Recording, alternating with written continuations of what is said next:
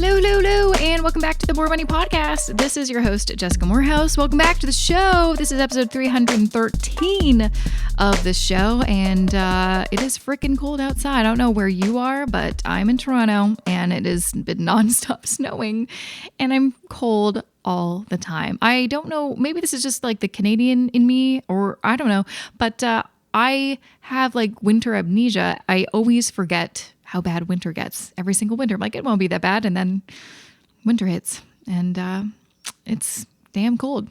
Anyways, but there's nothing quite like listening to a podcast on a cold day when you're, tucked inside warm underneath a blanket. Am I right? And also specifically listening to an episode about this topic. I'm actually really excited to finally share this episode. This was a book that I read, I guess this was back in December or November or something like that. And I feel like I've been telling everybody to read it. And now I finally have the episode to share that goes along with it. So for this episode, I've got the wonderful and super smart Spencer Jakab on the show. He's an award-winning financial journalist and a former top-rated stock analyst at Credit Suisse.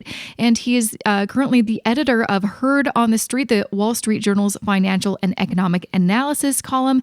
And he also holds a master's degree in international affairs from Columbia University. And he has a brand new book out called The Revolution That Wasn't: Gamestop, Reddit, and the Fleecing of Small Investors. Because we're actually, very interestingly enough, the 1-year anniversary of the whole GameStop mania situation is here. This is it. It's been, I can't believe it was only 1 year ago that it happened, because it honestly feels like so long ago. No, it was only 1 year ago. It's crazy. So I'm super excited to have Spencer on the show, because his book and also in this episode breaks down what the heck happened. And why is it still happening? Why is it still continuing to happen? Why? And also, how did what happened last January with GameStop and, Reddit, which really fueled the whole situation, how has that impacted the world of investing, but also more, I'd say, not investing, but speculation? How has that really fueled the fires throughout the year? Because I feel like it's been 1 year and it sort of seems like no one's learned anything from the whole situation. But we should really take some lessons from what happened a year ago.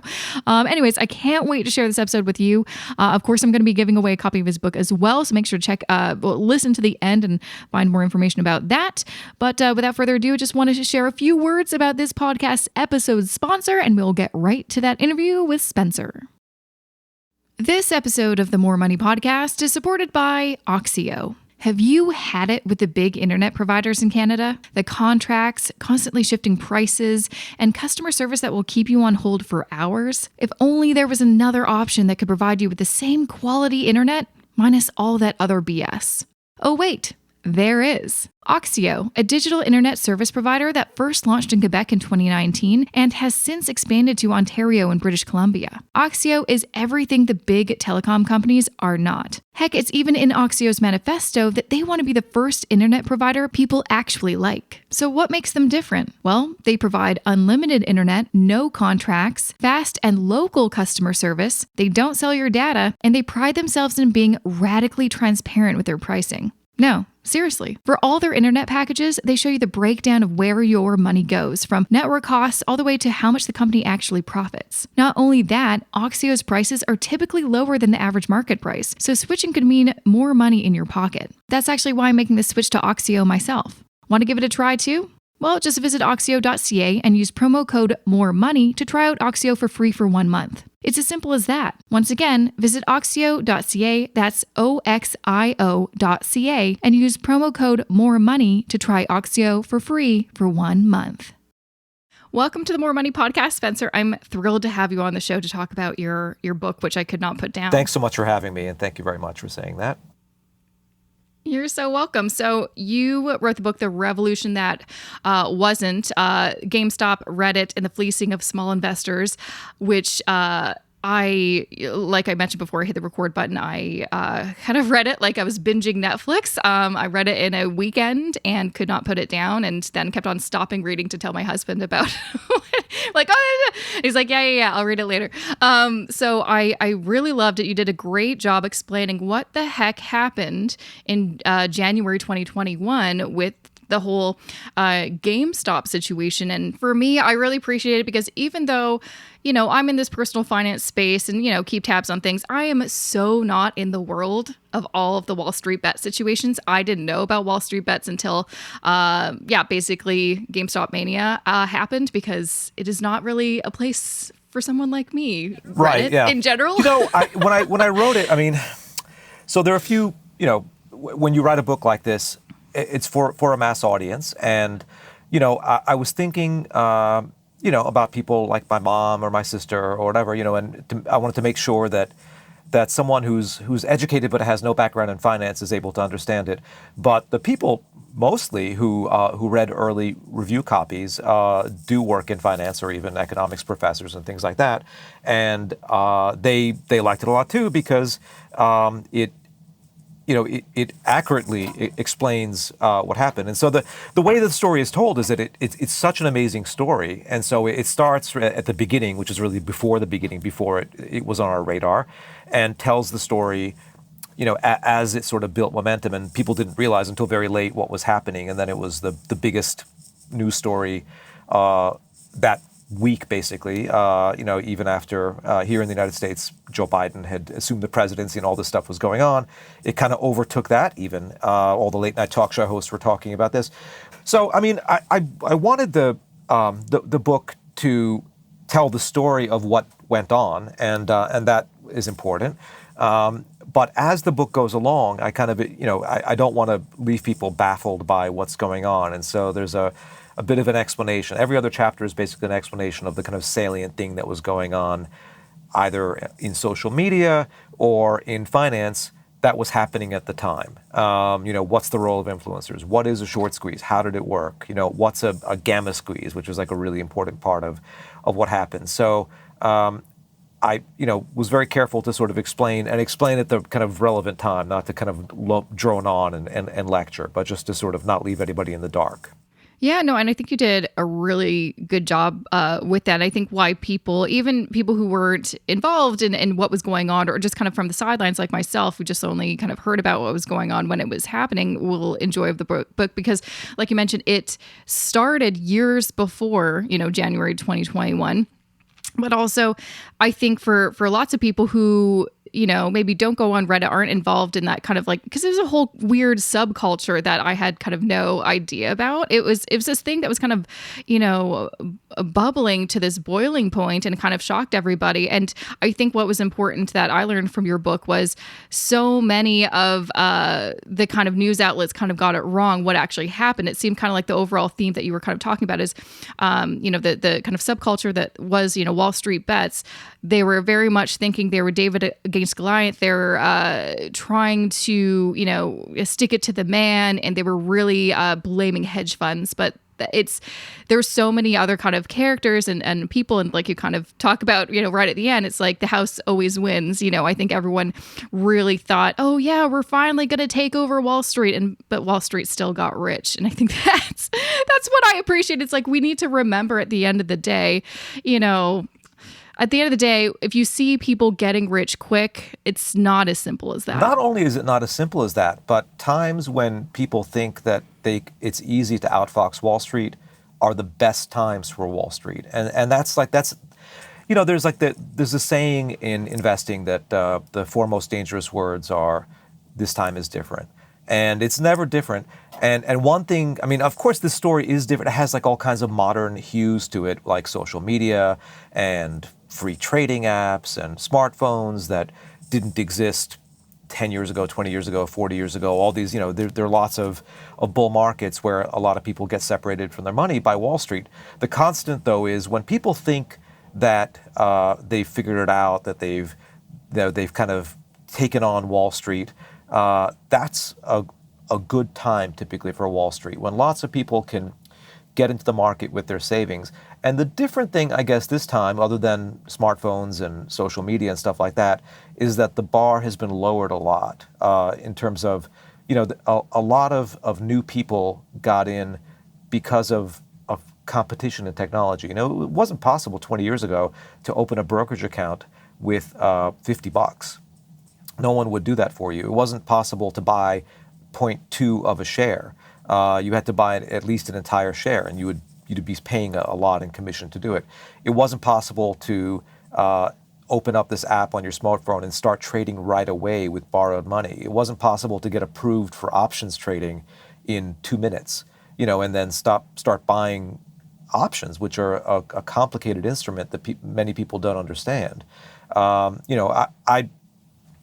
had a lot of smart lay people read the first draft of my chapter explaining how how options played into this, and I had to kind of keep going back and simplifying, just explaining how they worked and how they and I think now it is pretty easy to understand, I hope.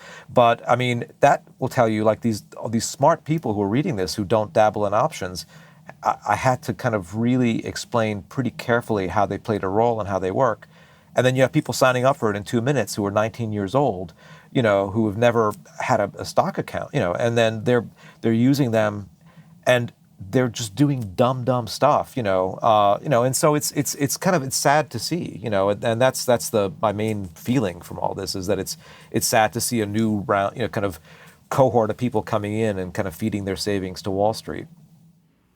Yeah, and like you kind of mentioned too, I feel like, especially with the young investors getting in and their first interaction with investing is actually speculation and then getting burned, they may then halt any kind of future endeavors to invest to save it for retirement because they have such a bad taste in their mouth, which is for me really worrying, which is why I like having people like you on the show to kind of talk about, what you should not do, which I think is also the other theme of your book. One thing, since you kind of mentioned it, I'd say a big catalyst to how this all happened was the, brokerage app Robinhood. In Canada, we don't have that, but we do have similar apps that are basically replicating Robinhood, and there's a lot more people demanding commission-free brokerages. Most of the brokerages here in Canada do have commissions. There's a few that do not, or they have there's like one big bank has finally gotten rid of commission. So we're always like a little bit further behind in terms of our kind of financial industry and products and things like that. But I kind of feel like, and my sentiment has always been, if something looks too good to be true, like, oh, this app makes it so easy and accessible, and so it'll get a lot of new people in to invest. And we're, like you kind of mentioned, the Robinhood kept on saying, oh, we're democratizing, the investing world and making it more accessible for people, which sounds all good on the front of it. But then it also, there's no barriers, and people can borrow and make some really questionable investment decisions because they think it's a game, because again, these apps work like they're games, which is really scary. Totally. I mean, there were speculators who got in over their heads in the 1920s and in the 1990s and in the early 2000s.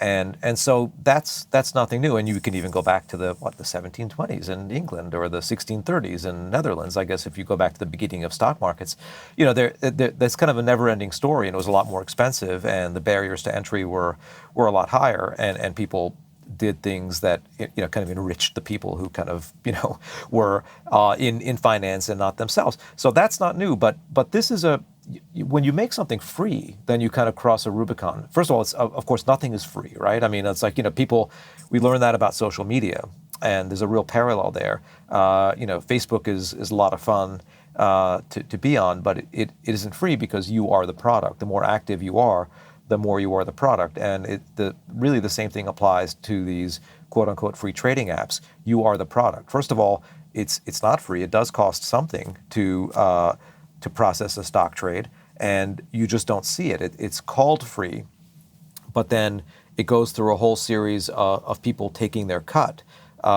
including and especially Robinhood, which that's how they make their money. 80% of their money comes from you trading. They would like you to trade a lot. They would like you to trade not only a lot, but recklessly, and to buy stocks that are not, like, maybe not Apple, but to buy some stock like Gamestop or like AMC, something that's not as big of a company, that has a bigger spread, because they get paid kind of on the back end for that.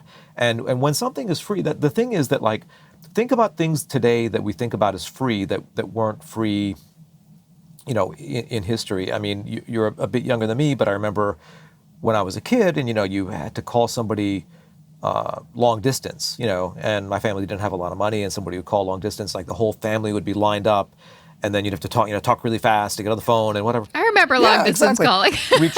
Yeah, right. Yeah, I was like, oh, are they calling long distance? You call your friend halfway around the world. Put the phone down. I spend a lot more time talking to friends in other countries and other cities than I used to, for sure, and I many multiples more than I would have thought, because it kind of is. I mean, you pay something for it, but it is kind of free. And stock trading, when there's an economic theory about this called the zero price effect. But when something goes, even if it costs very little, you're still going to have to think about it. Even if it cost a buck to trade, you're going to say, like, well, it cost a buck. Do I really need to do this? Do I care? Is it important? When it costs zero, or when you think of it as zero in your mind, then that barrier is gone. And if it's something that you enjoy, especially, then and people seem to enjoy stock trading. It kind of became a national pastime during the pandemic, especially. Then, that you just do a lot of it, and the amount of trading, especially by young people who had never had a brokerage account, who were home, bored, had a bit of extra money, got stimulus checks here in the United States. When the pandemic began, suddenly there were no sports to bet on, and there's been a huge upsurge in sports, online sports gambling here in the U.S. since 2018. And many of the very same people started gambling on stocks, basically. And gambling is really the only word for it, because they were not doing any fundamental analysis. They were basically sort of betting on the direction and doing it with small amounts of money that didn't seem very meaningful to them. And that's what began to set the stage for the story that's told in this book. Yeah, the one thing that kind of worries me, because now we're like, okay, that happened last January. It's been almost 12 months. You'd think that with how things played out, people would have taken some lessons from it, like, don't do this. This is gambling. People did lose money, but I think the more sensational story is the people like who you mentioned, Gil, who is names. I just laughed so hard reading the book of some of the terminology. I'm like, oh my gosh. So his Reddit name was Deep Fucking Value, and his YouTube name was Roaring Kitty. I can't. It's just ridiculous. Anyways, he got, he was one of the people who became, a multi-millionaire, but there's people that were following him, even though he didn't necessarily say, do as I do. But I mean, if you're on Reddit, it is kind of implied, I'd say.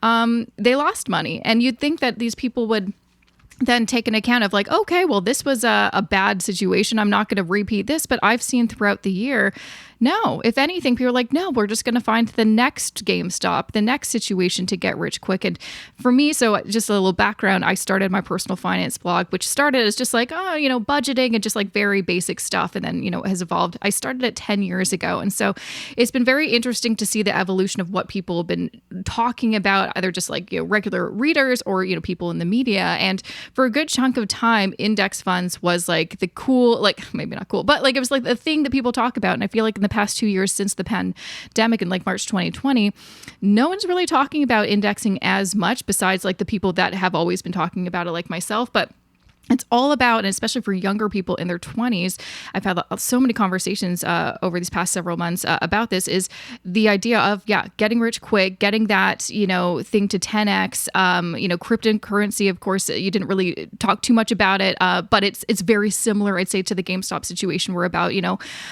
getting that, get rich quick. And I think a lot of it probably has to do with the fact that there's a lot of uncertainty in this world. A lot of us millennials too have been burned, or our parents have been burned by, the previous stock market crash and recession in 2008.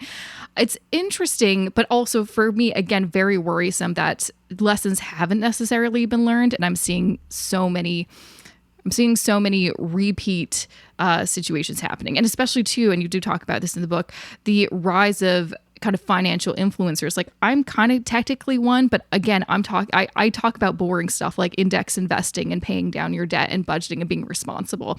But a lot of the people on like YouTube and TikTok and Reddit are just talking about the hot stocks and really speculative stuff, which is really crazy. And so when I'm having these conversations with these young, people, that is actually what they think investing is. They've never even heard of, buy and holding or just index investing. What are your kind of thoughts on that? Well, that's so interesting. So you said that you're a financial influencer, and you are, and you're a really benign influence by recommending that people buy and hold and think long term and buy low cost products like index funds. Yeah, not sexy stuff. It's not sexy stuff. And so, when you mix social media into it, then bad things happen. And I mean, that's not that you can outlaw social media, but I mean, you can see how this happens. So let's say that, you go on some investing forum on Reddit, and a lot of this story plays out on probably one of the wildest investing forums, which is our Wall Street Bets, and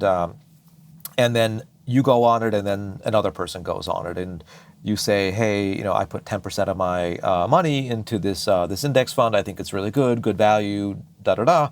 And the other person gets on and says, I took out a second mortgage on my house, made a heavily leveraged bet into short-dated, out of the money call options on a meme stock. Which one of you? I mean, aside from what's more exciting, obviously that is more exciting. It's not just that is more exciting. It's that your post is not going to become visible, and his post is going to become visible. So now pretend that I'm someone who doesn't know much about investing. I've heard about this forum about investing. I go on it on Reddit because I want to learn something. I'm not by nature a gambler.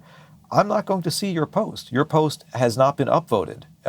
It might not have been downvoted, but it hasn't been upvoted. Whereas the reckless person's, just by sheer dint of their recklessness and it being kind of an interesting, crazy thing, whether or not they actually did that or not, they might not have. They might just be, because the currency of social media is attention, is that they got attention and you didn't. And so if I'm looking for a role model or I'm trying to figure out how this thing is done, well, that's what I see.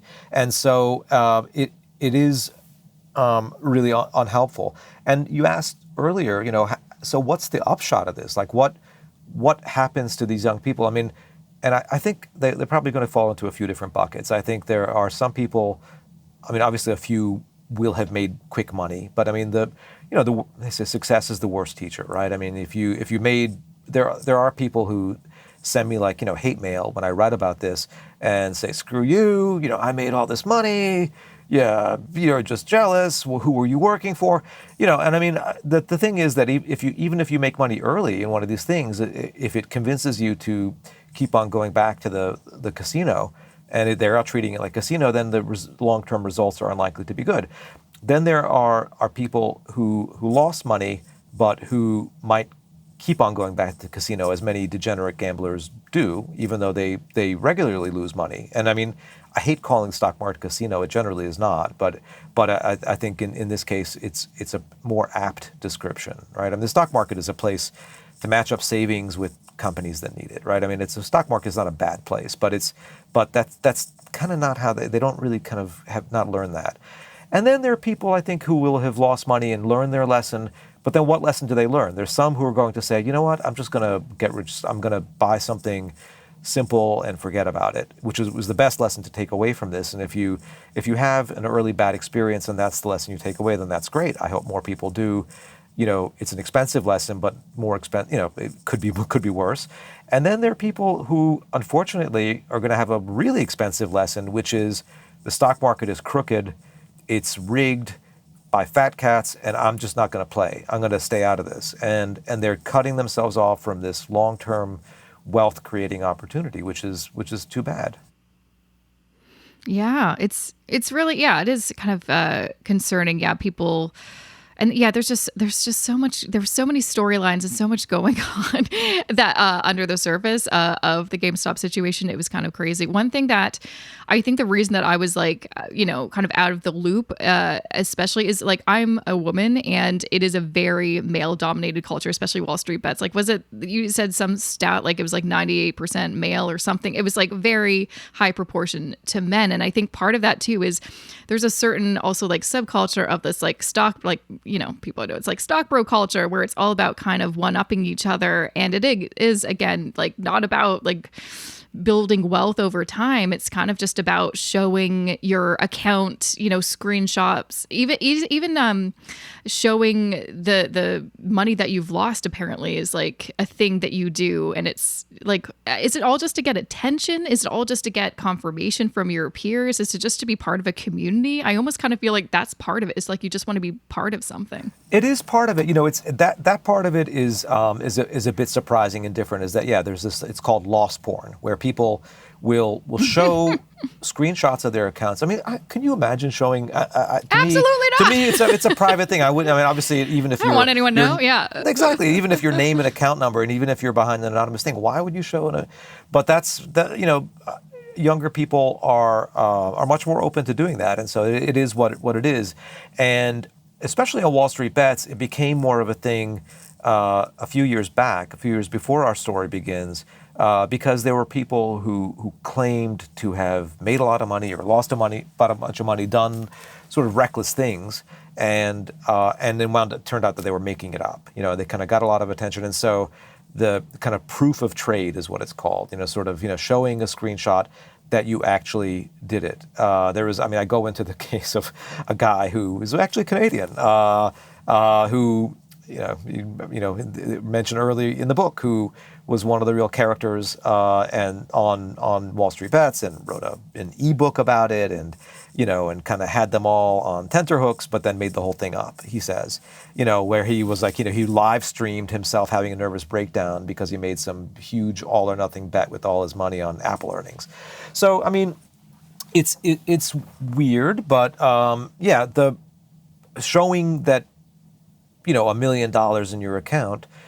So in particular, if you're showing that you've had a lot of success, that has a deep psychological effect. If you don't know, I don't know if I guess you probably have them in Canada, or some form of them.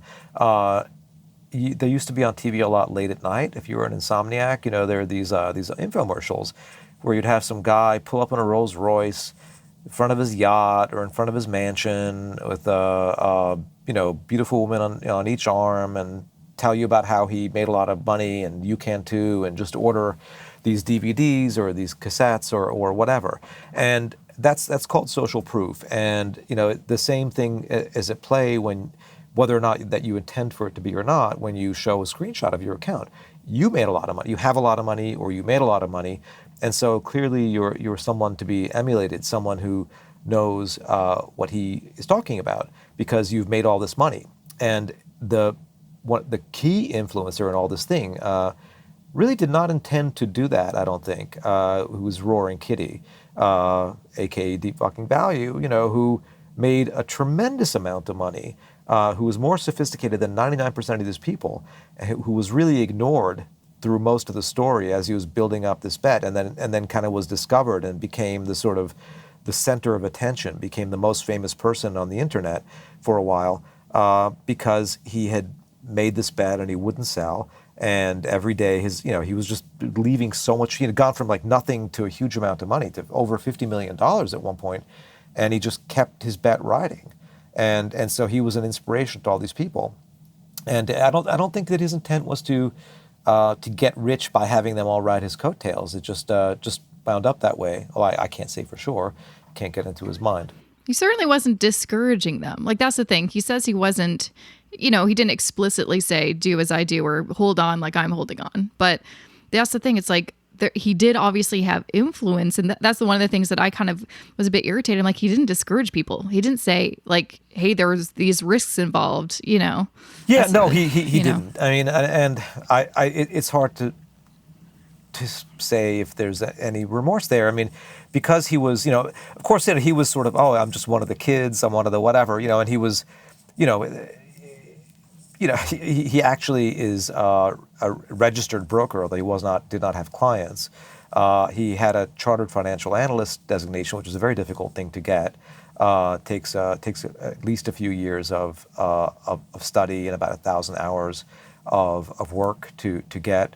So he was more sophisticated than almost anybody else on the board.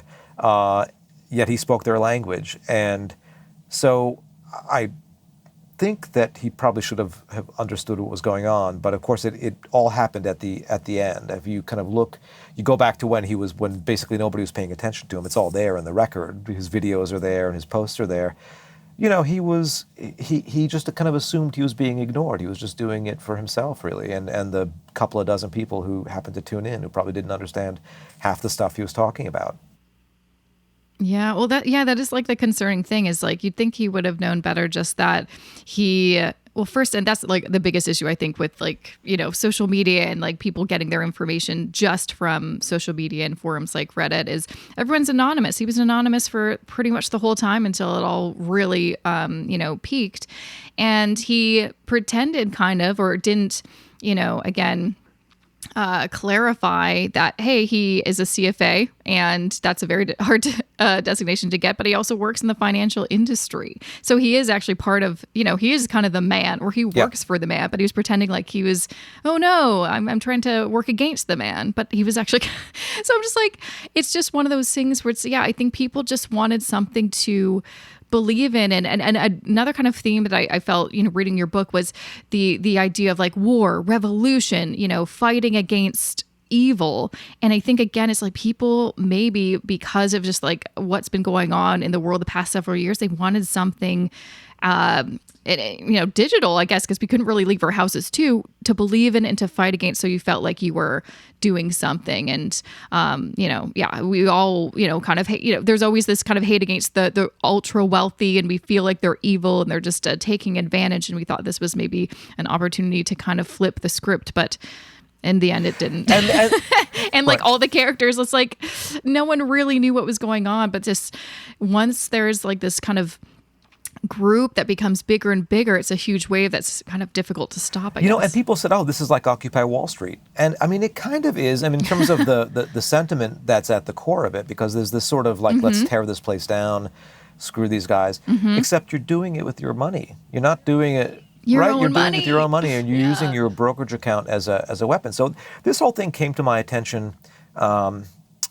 I've got 3 sons, and my oldest boy at the time the events took place was a senior in university, and his friend, who is a really, really clever kid, his age I've known since he was a tiny little boy.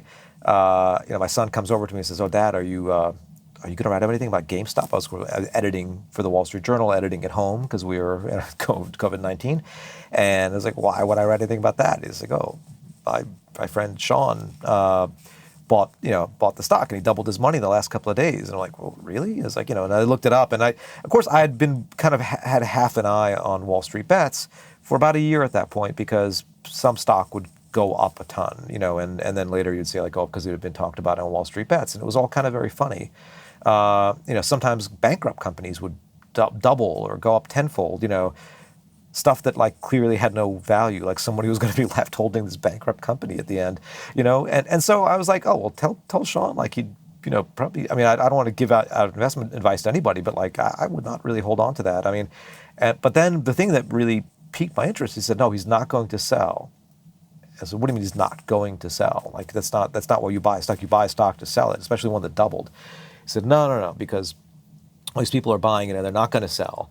And so then I started reading the message board, and it was the purpose of doing it was to buy and to not sell, because they understood that these hedge funds were totally exposed, and so they were doing it not to make money necessarily, or many of the people weren't doing it to make money. They were doing it so others could lose money, because they had used short selling, which involves borrowing stock you don't own to make a profit when it declines, and you buy it back later. If people buy and don't sell, then all of a sudden there's hardly any shares to buy. And so that was the situation that they engineered by buying stock, and especially by buying stock options.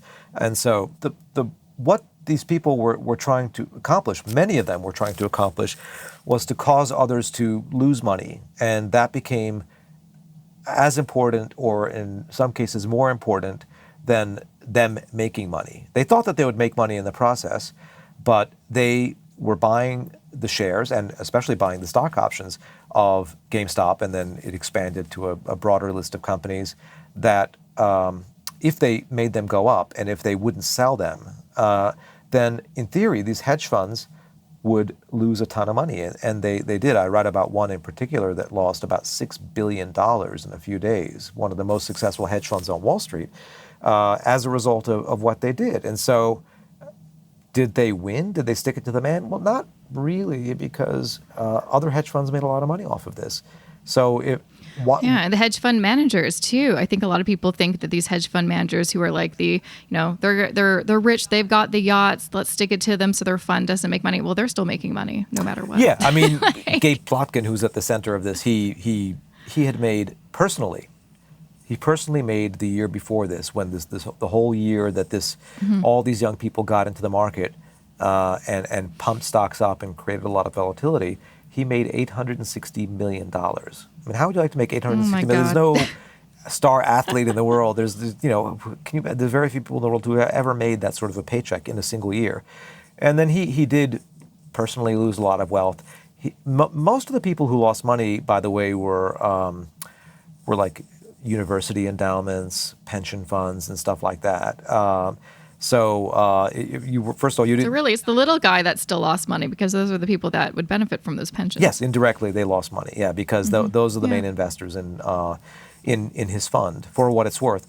But other hedge funds made money. It evened out. It's not like it's like a zero-sum game where all these people on Reddit made $6 billion and he lost $6 billion. It's not the way it works. Very few of them made money. People who were very early to it and maybe who were cynical and got out did pretty well. But lots of them lost money, and lots of people on Wall Street made money. And by the way, a lot of rich executives made a lot of money because they just, they were like running failing companies, and all of a sudden the share prices shot up. Well, what do? You know it's not going to last, so you cash out. Mm-hmm. And yeah, it was really sad too. I feel like there's a lot of stories, and I even still see them. A lot of them honestly focused with Robinhood, because I still feel like there's a lot of issues with that app, just with people not having. Because, very well, they're like, hey, we're not giving advice. You can do whatever you want. We're just, here's just a tool. It's up to you to use. And so, like, we're not, involved.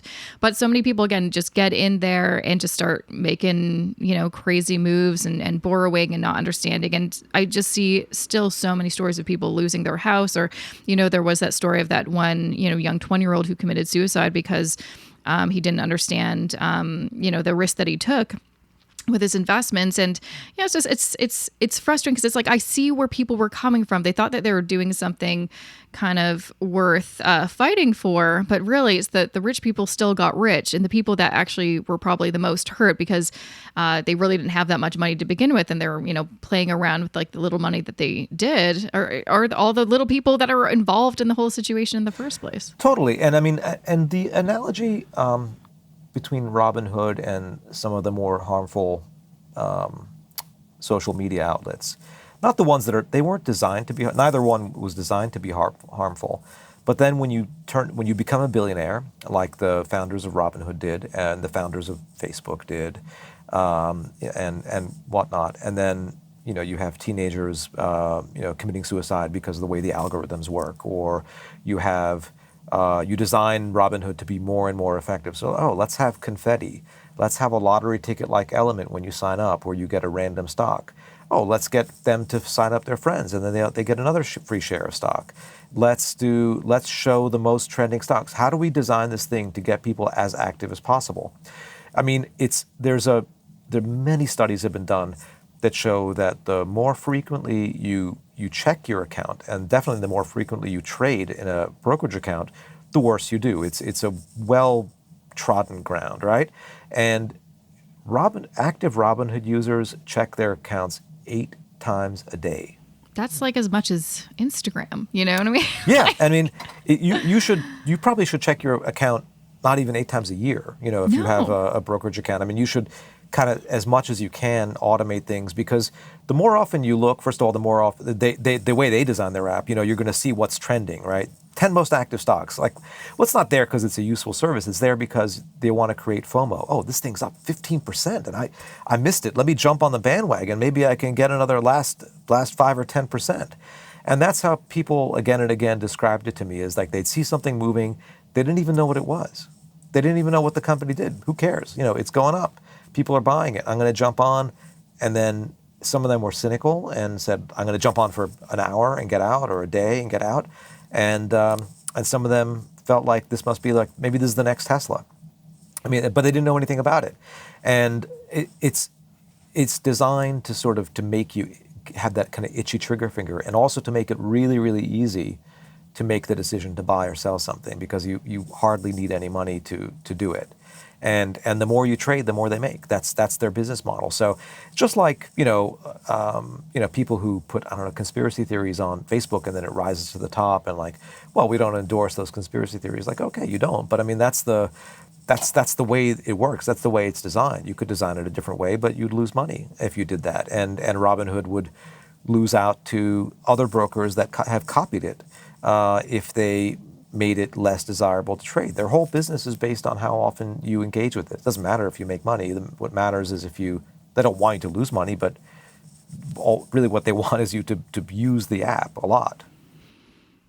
Mm-hmm. Yeah, and I see that a lot with like basically our version of Robinhood is Wealthsimple Trade, which is basically replicating what Robinhood looks like. I have never used it myself because of everything that I know that it's promoting. Like, it is targeting young people. It is giving people a free stock when they sign up. They also have a cryptocurrency app as well to make it very easy to trade that. And although what's frustrating is this company started as a robo-advisor, which I actually used for a number of years, and it very much was all about boring index investing. But then obviously they saw, wow, we can make a lot more money if we just kind of jumped on this train of no commission trading and all that kind of stuff. And you wouldn't believe how many people I've had calls with and talked to about asking them, hey, so are you investing? What are you doing?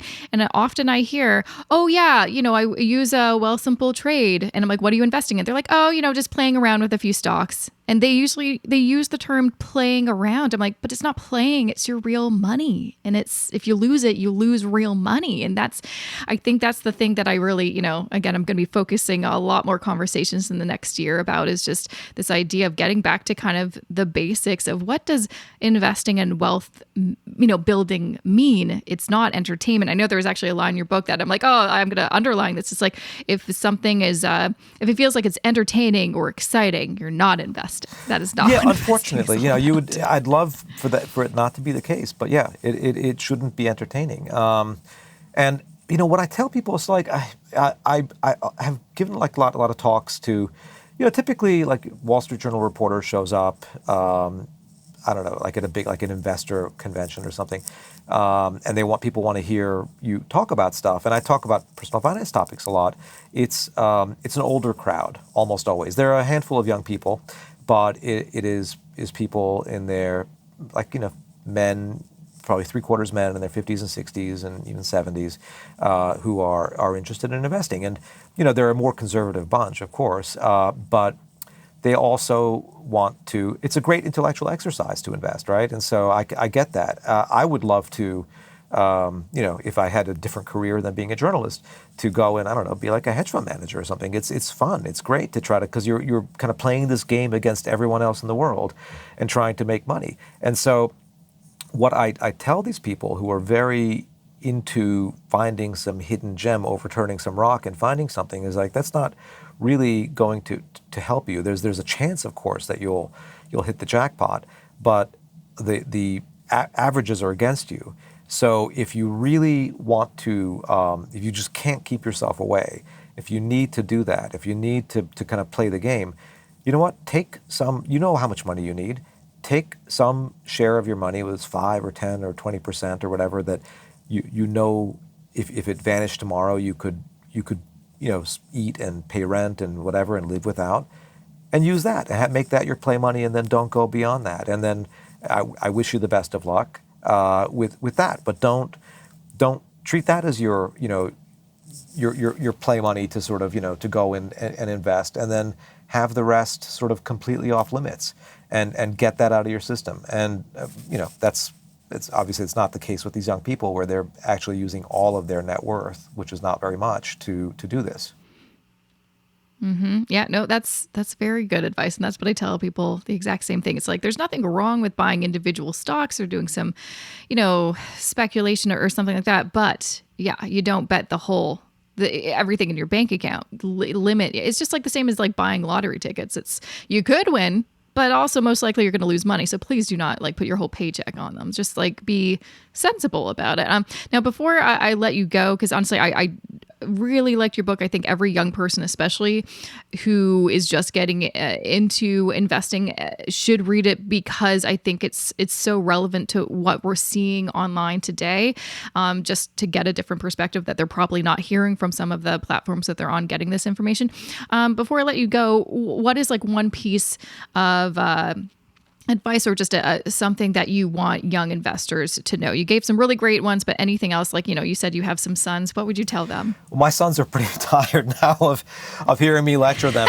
But luckily, they've stayed away from more speculative stuff, because I've droned on and on about it for, I guess, their entire lives. So I guess my advice would be, if something sounds too easy and too good to be true, than it is. So be skeptical. Be skeptical of people who want your money.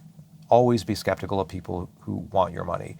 Be conservative with your money. Don't take flyers. Play. You're unlikely to find a needle in the haystack. So just buy the entire haystack. Buy a really cheap haystack. Have most of your money in an index fund. Set it and forget it.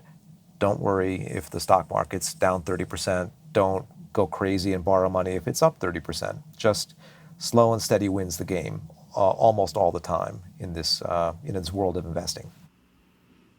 Oh, that's a great little kind of audio clip that people should save when they're, feeling like, I don't know what I'm doing. I mean, it's really, for me, also really nice to have you on the show to share your expertise and really breaking down what the heck happened with GameStop, because I even found it difficult to follow, and really understanding what all of the moving parts were involved and what the key takeaways that people should take away from it. So I really appreciate you taking the time to be on the show. It was a pleasure having you on the show, Spencer.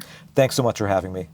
And that was episode 313 of the More Money Podcast with Spencer Jakab, author of The Revolution That Wasn't GameStop, Reddit, and the Fleecing of Small Investors. Make sure to grab a copy of his book, which is out now. You can also find more information about him at his website, spencerjakab.com, and follow him on Twitter, Spencer Jakab. Very easy. Also, his last name is spelled Jakab. But if you just go to the show notes for this episode, jessicamorehouse.com/313 or 313 or 313, all the same thing. Well, you can find all of that information linked in the show notes to make it very easy for you. And like I mentioned at the beginning of this episode, I am going to be giving away a copy of his book. Just go to jessicamorehouse.com/contests to find it there. Enter to win. I'm also giving away a copy of Money Like You Mean It and a bunch of other books in the future, as I have more guests on the show who are have a book coming out. And there's a lot of guests that have books. Honestly, I have a pile of books that I'm trying to get through. I'm trying my best this year to read every single person's book before they're on the show. It's very difficult because there's a lot of books and a lot of authors, but exciting times. Things to look forward to with this season of the show. Now, we do have a few important things I want to share with you, so don't go away. One includes a webinar I am doing tonight. Yes, tonight, so don't go away. Just want to share a few words about this podcast episode sponsor. This episode of the More Money Podcast is supported by Oxio, empathy, radical transparency, simplicity, free spirit. When you hear these words, I doubt the first thing you'd associate them with is an internet company. Oxio wants to change that. They believe in disrupting the internet provider space in Canada and putting the customer first, finally. And they've been doing just this by providing local and friendly customer service, unlimited internet, no contracts, and competitive pricing to customers in Quebec, Ontario, and British Columbia since 2019. Want more reasons to consider ditching your big telecom provider for Oxio? How about 1 month free and an Eero 6 router for faster internet speeds and better privacy controls at no extra cost? You can even get $25 credited to your account for every friend you refer to Oxio. That's why I'm making the switch to Oxio myself. Want to give it a try too? Well, just visit oxio.ca and use promo code MOREMONEY to try out Oxio for free for 1 month. It's as simple as that. Once again, visit oxio.ca, that's OXIO.ca, and use promo code MOREMONEY to try Oxio for free for 1 month. Okay, so let's get to the really important thing. I'm doing a webinar tonight. Surprise! The reason I have not mentioned it until today is because honestly, I just got the idea for it last week when I was writing up my newsletter for my email subscribers. Which, if you're not on my email list, that is how you find out these things before everybody else. Just go to jessicamorehouse.com/subscribe to do that. So I was writing it. I'm like, I need to do something exciting. I feel like I've just been talking about me moving, and I just feel like I've just been catching up on work. I need something exciting to happen. So you feel like, why am I on this email list? So I'm like, oh yeah, you know what? One thing that I haven't really done is like set my own financial goals. Like I wrote a little bit during like Christmas time, like when I had a little downtime, but I honestly, I need to really sit down and organize my life for the coming year. And then I got the thought, like, you know what? I think a lot of people similar to me are probably really busy in January, just like getting back to school and getting back to work and all that stuff. They probably haven't had the time to do this too. So I got the idea to do this webinar called 2022 Your Thriving Year. It is literally just a webinar. It'll be 40 minutes and then 20 minutes of Q&A where you can ask me whatever the heck you want. But it is really going to be about discussing how to set your financial goals, how to stay motivated throughout the year, and just like how to put the wheels in motion to thrive, not just survive with your finances this year. So if you need, some guidance or some, you want something to kind of kick your butt into gear to get things going, this is why I'm doing this webinar. I want to lay out kind of what I have done in the past and what I do pretty much every year so I can set my goals. And this can be your financial goals, but this can also be like life goals, career goals, whatever. You can use the same strategy. How to organize it, break it down so it's more chunkified and more actionable, and how to actually then move forward. Because I will say, not to toot my own horn, but since I've really been doing this kind of method for the past like over 5 years now, I would say every year I'm 80 to 90%. I'm successful in crushing about 80 to 90% of my goals, if that makes sense, which is funny because, as a perfectionist, I'm like, well, it's not 100%. And then you look back and you're like, girl, it does not matter that you are not perfect and you don't get 100% of your goals. I mean, that's very difficult to do. Getting like even 80 to 90% is better than 0%, right? And you would get 0% if you do not create a plan and actually put those wheels in motion. So this is why I am doing this webinar. I would love for you to join me. It is happening tonight. If you're listening to this in real time, February 2nd, 7 p.m. Eastern time. If you go to the show notes, there will be a link for it, or just go to jessicamorehouse.com/thriving year. And if you're asking yourself, well, I can't make it, or I'm listening to this in the future, that's totally okay. I am going to be really nice, and I'm going to include the replay of this webinar in my free resource library. In case you don't know, I have a free resource library. I'm actually going to be doing some updates to a bunch of things because I am like updating my website and all this stuff. But right now, I've already kind of updated how I'm housing like some of my spreadsheets and just free resources. And if you just go to jessicamorehouse.com/resources, you can sign up for free, get access to all of these things. And there's already some past webinars in there. I'm going to include this in there too, just to make it easy. So you can take advantage of that. So there you go. That's exciting. I'm super excited for it. Let's see what else is going on in my, what else is going on? That is the question, isn't it? I just feel literally like every day I get up and I'm working for, until it's dark. And I know it gets dark pretty early, but I just feel like every day I've just been like trying to get things done and catch up and stuff like that. And part of the reason I think is because, lots of, work stuff, right? And you take work when you can because you're self-employed and you got to take the work. But also I've been doing a big update of my wealth building blueprint for Canadians investing course. If you have never heard about this because you're new, hello, welcome. So this is a course I've created last February. So we're almost at the 1 year anniversary, which is very exciting. It was a course that I wanted to create to be a place where you can learn about the fundamentals, the really key things you need to know about investing and creating your own investment plan. But then also, the other side of it, how do you actually start investing and how to invest in a passive way? Because I'm a boring passive index investor, and I have never been more happy that that's what I am during the past year with all the crazy, this episode was evidence. There's a lot of craziness going on in the investing world, but it just makes me feel good because I know exactly what I'm doing. It makes a lot of logical sense. And a lot of people want to learn how to actually invest and not just gamble and speculate because, someone on TikTok told you to, or something like that.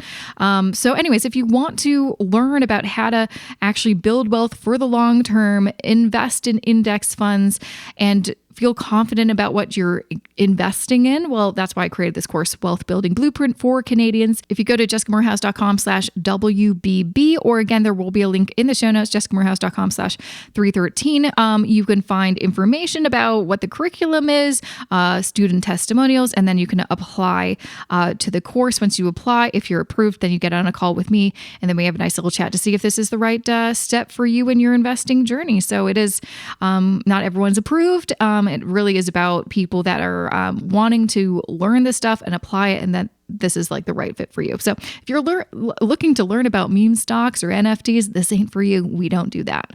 But if you're interested in, saving enough for retirement through index investing, this is what we're about. So that's the other thing that I've been just spending all my time on. And then otherwise just getting amazing guests for this podcast. Honestly, I'm pretty proud of myself. I've booked enough guests to get me all the way till May, and they're amazing guests. I will have to say, I'm very excited about them. So anyways, I'm going to leave it there because you've got a busy day and you're an important person, and I'm going to be respectful of your time. So thank you so much for listening to this episode. A big shout out to my podcast editor, Matt Rideout, and I will see you back here next Wednesday with a fresh new episode of the More Money Podcast.